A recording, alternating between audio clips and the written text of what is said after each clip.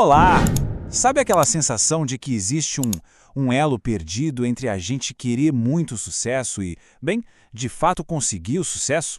Pois é, hoje a gente vai mergulhar de cabeça num livro que promete revelar exatamente essa resposta, desvendando os segredos por trás de uma mente milionária. Vamos começar com a pergunta de $1.000.000, né? Por que será que algumas pessoas conseguem prosperar, construir riqueza, enquanto outras parecem viver uma luta financeira sem fim? A resposta, e isso é o mais curioso, segundo o autor, não é sorte, nem talento e nem só trabalhar duro. O segredo está em outro lugar. E aqui está o pulo do gato do livro todo. O que o T. Harv Eker diz é que o problema não está do lado de fora. Não são os cursos que a gente faz ou as estratégias que aprende.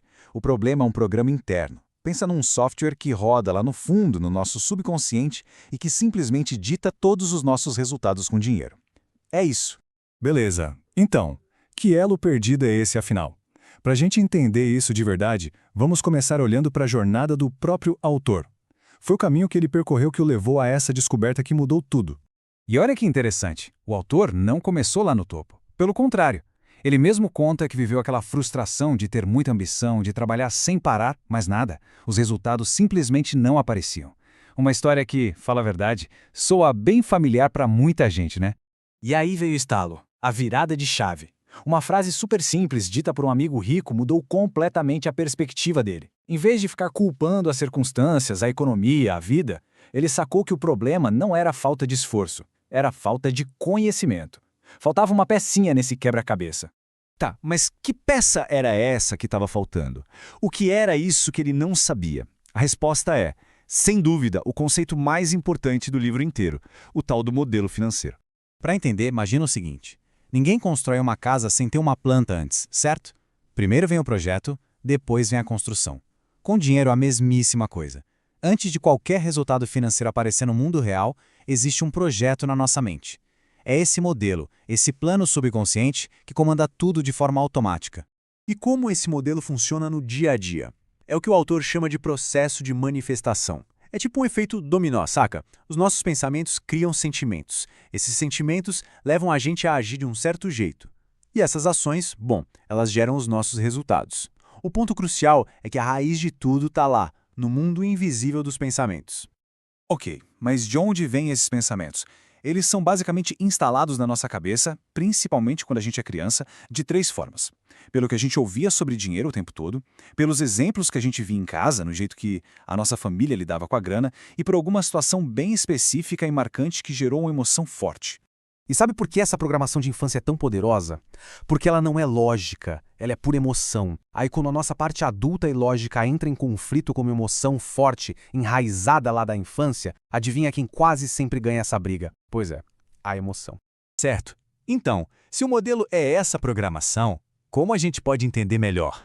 Agora a gente vai fazer o seguinte. Vamos abrir o que o autor chama de arquivos de riqueza. Vamos comparar lado a lado a mentalidade de quem prospera e a de quem vive com dificuldades.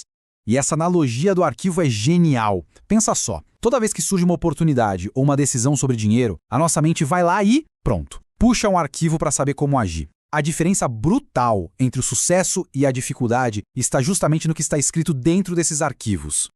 Vamos olhar o primeiro arquivo. De um lado, a mentalidade de protagonista, de quem acredita. Eu estou no controle, eu crio a minha vida. Do outro lado, a mentalidade de vítima. As coisas simplesmente acontecem comigo. É a diferença entre estar no volante ou no banco do passageiro da própria vida financeira. Arquivo número 2. O foco. A mente rica foca nas oportunidades, no potencial de ganho, no crescimento. Já a mente pobre foca nos obstáculos, nos riscos, em todos os motivos pelos quais algo pode dar errado. Uma joga para ganhar, a outra joga para não perder. Essa diferença aqui parece pequena, mas é gigantesca. Pessoas ricas não só pensam grande, elas estão de fato comprometidas em ser ricas. Já as pessoas de mentalidade pobre, elas apenas querem ser ricas. E querer é uma coisa, mas estar totalmente comprometido de corpo e alma é o que realmente gera os resultados.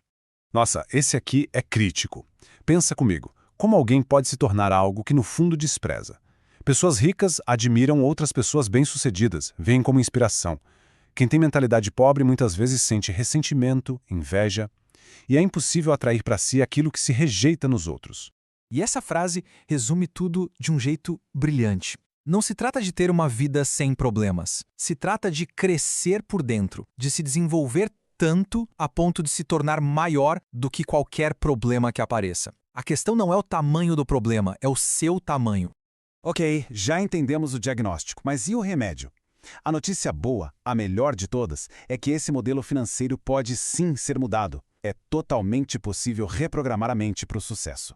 E como se faz isso? Com um processo de 4 passos bem práticos. Primeiro, conscientização, que é sacar quais são os seus padrões. Segundo, entendimento, entender de onde eles vieram. Terceiro, dissociação, que é perceber que isso é só um aprendizado antigo e que dá para escolher diferente. E, por fim, o 4º passo, recondicionamento, que é instalar novos arquivos de riqueza na mente. E uma das ferramentas mais poderosas para fazer esse recondicionamento são as declarações. São frases que a gente fala em voz alta com energia para gravar novas crenças no subconsciente. E a mais fundamental de todas é esta: o mundo interior cria o mundo exterior. A mudança sempre começa de dentro para fora. E não é só para falar da boca para fora. O autor insiste que tem que ter uma energia física junto. Ele sugere um exercício simples: colocar a mão no coração e declarar em voz alta: eu tenho uma mente milionária. Ao fazer isso, a gente envia uma mensagem poderosa para o corpo e para a mente, acelerando essa reprogramação. E para amarrar tudo isso, o autor usa uma metáfora que é, olha, perfeita, a do termostato. Ele diz que cada um de nós tem um termostato financeiro ajustado para uma certa temperatura de riqueza. Até pode acontecer um ganho inesperado, que sobe a temperatura. Mas se o termostato não for reajustado lá na programação, a mente sempre dá um jeito de voltar para a temperatura padrão. No final das contas, a mensagem é super clara. A riqueza não é só sobre o que se faz, mas sobre quem a pessoa se torna. O caráter, o pensamento e as crenças são os fatores que realmente determinam o nível do sucesso. O mundo lá fora é só um espelho do mundo aqui dentro. E com isso, a gente encerra deixando aqui uma reflexão final. A pergunta não é se é possível mudar. A gente já viu que é. A verdadeira pergunta é: a que temperatura está ajustado o seu termostato financeiro hoje? Fica essa provocação para cada um.